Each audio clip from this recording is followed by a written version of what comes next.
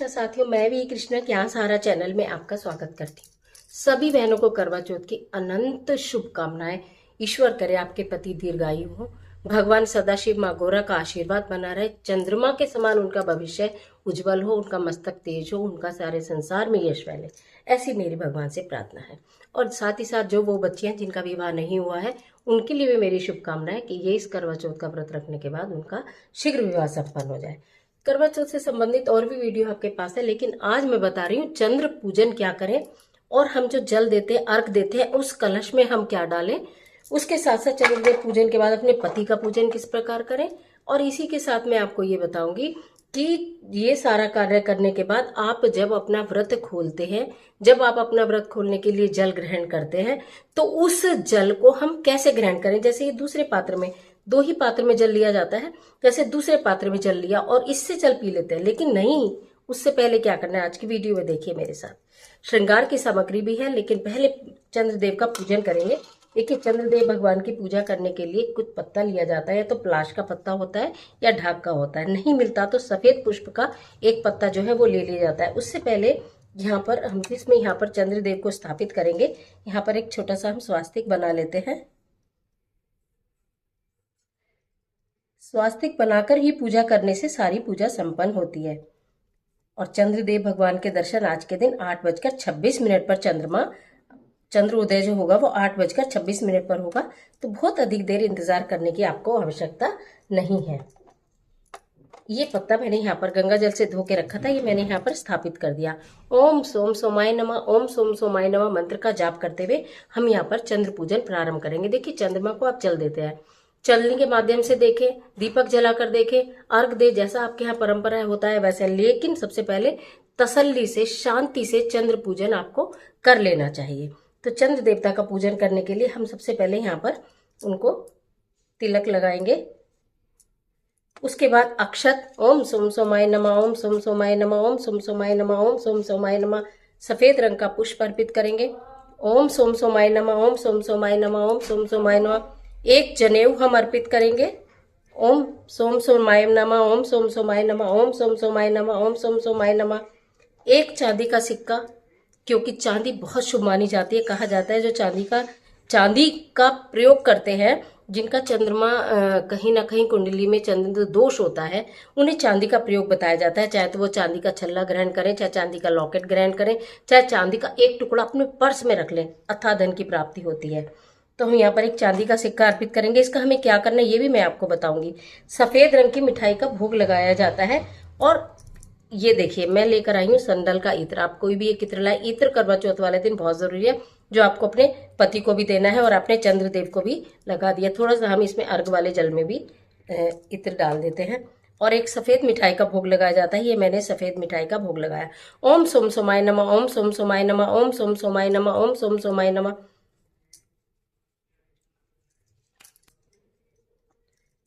थोड़ा सा माता लक्ष्मी का स्मरण करते हुए हम यहाँ पर जो मोली है या कलावा है, इससे इसको चारों तरफ से ऐसा कर देंगे।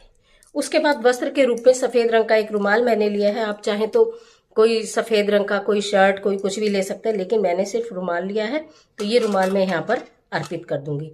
ओम सोम सोमाय नमः, ओम सोम सोमाय नमः, ओम सोम सोमाय नमः मंत्र का जाप करते हुए भगवान चंद्रमा देव से यही प्रार्थना करेंगे कि हमारे पति दीर्घायु हो, हमसे जो गलती हुई हो, भूल हुई हो, उसे क्षमा करें और हमारी पूजा को स्वीकार करें। ये हम चंद्रदेव भगवान की पूजा इस प्रकार पूर्ण कर लेते हैं।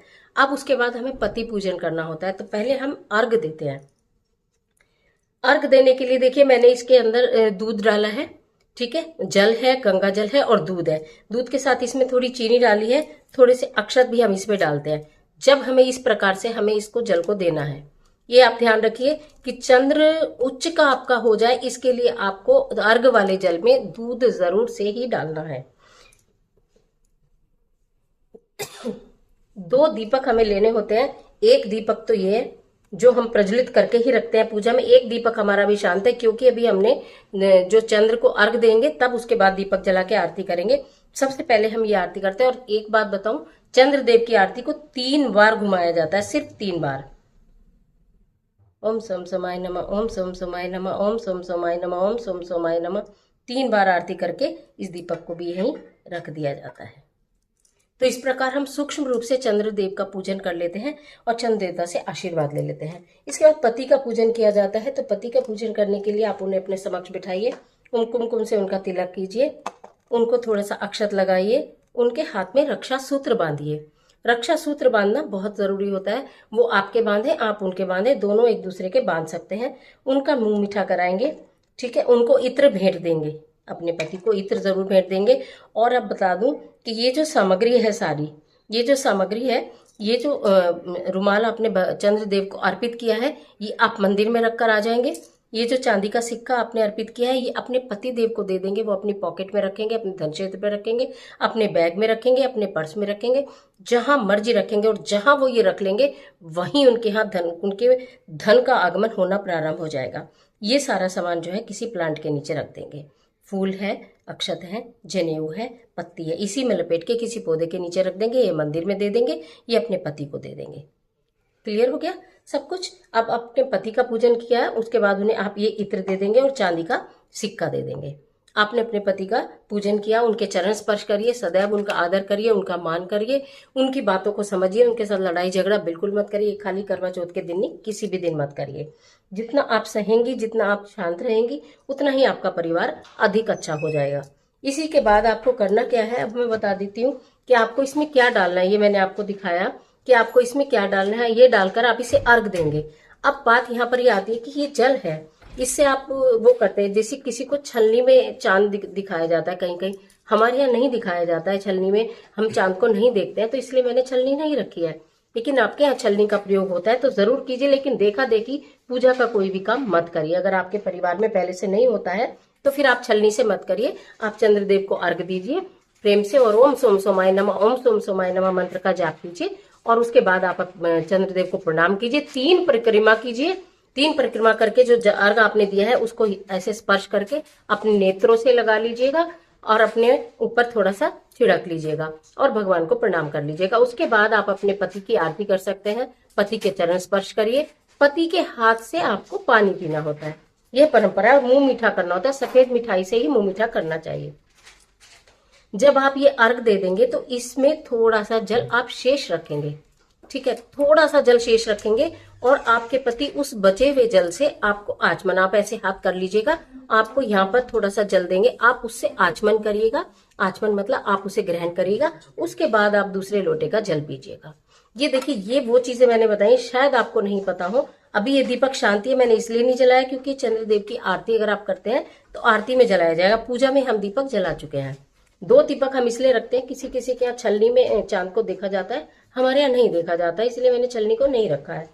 तो ये वाली बात आपको नहीं पता होगी। अक्सर पूरा का पूरा जल दे देते हैं और ये वाला जल जो होता है ये पति आपको पिलाते हैं। थोड़ा से इससे आचमन लीजिए, थोड़ा इसमें बचाइए, उसमें थोड़ा आचमन लीजिए। उसके बाद आप इस जल को अपने पति के हाथों से ग्रहण कीजिए।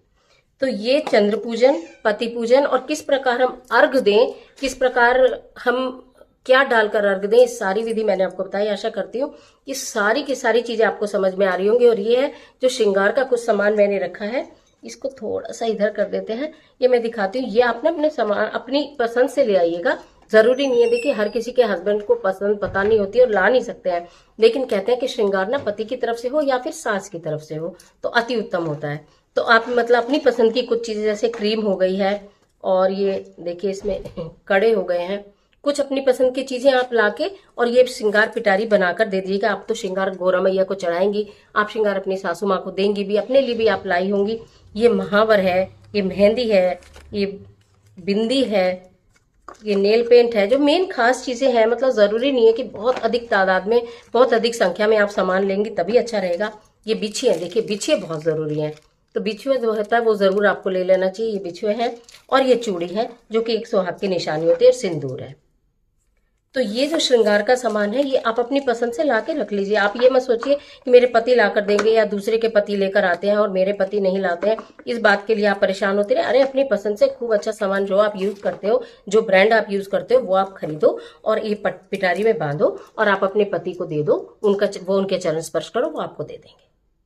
या प्रातःकाल भी इस सुहाग पिटारी को आपको भगवान माता गौरा के समक्ष अर्पित करना है, क्योंकि उस दिन बुधवार है। एक विशेष वीडियो आपको देने वाली हूँ जिसमें आप जानेंगे कि श्रृंगार हम कैसे करें और पूरे दिन व्रत की हम विधि किस प्रकार से करें, पूजन किस प्रकार से करें।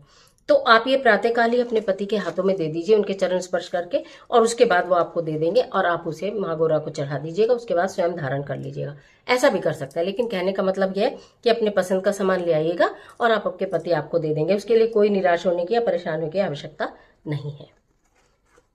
तो आज के लिए इतना ही, इजाजत दीजिए। आशा करती हूँ वीडियो निश्चित आपके लिए बहुत बहुत बहुत उपयोगी साबित होगी। मिलती हूँ एक और जबरदस्त वीडियो के साथ। तब तक हंसते रहिए, मुस्कुराते रहिए, अपना और अपने अपनों का ख्याल कीजिए। वीडियो अच्छी लगे तो लाइक कीजिए, जितना चाहे अपने फ्रेंड के साथ शेयर कीजिए। और इस बार चंद्र पूजन और पति पूजन और अर्घ देने की जो मैंने ये स्पेशल खास विधि आपको बताई है, इसी से कीजिए। ईश्वर की कृपा आपके ऊपर अमृत के समान बरसेगी। शुभकामनाएं। ईश्वर आपकी मदद करे।